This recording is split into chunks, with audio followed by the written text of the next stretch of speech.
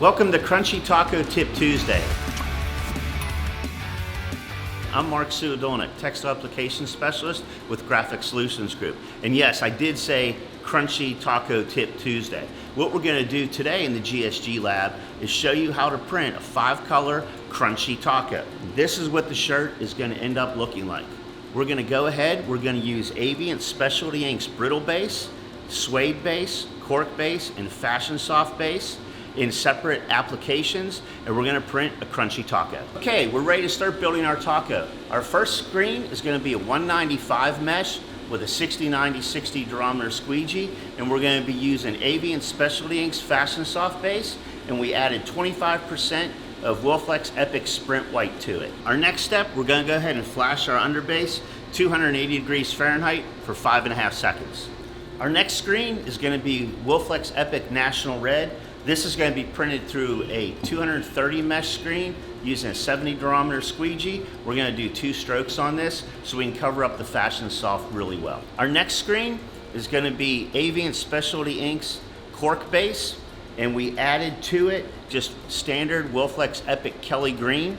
This is printed through a 123 mesh screen with a 70 durometer squeegee, and we're going to do a double stroke on it. Our next screen is going to be Aviant Specialty Inks Suede base. And we added 10% of Wilflex Epic Spice Brown. This is going to print through a 110 mesh screen using a 60 durometer squeegee, and this will be a double stroke also.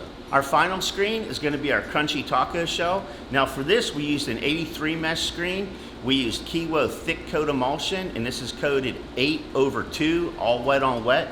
We're going to use a 60 durometer squeegee, and this is Aviant Specialty Inks Brittle base. Now that we have our taco shirt printed, go ahead, take this off the pallet.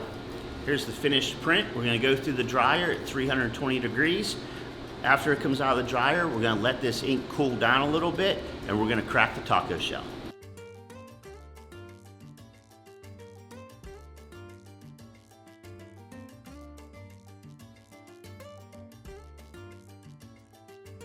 And what we're going to do now is we're going to go ahead and we're going to crack this taco shell.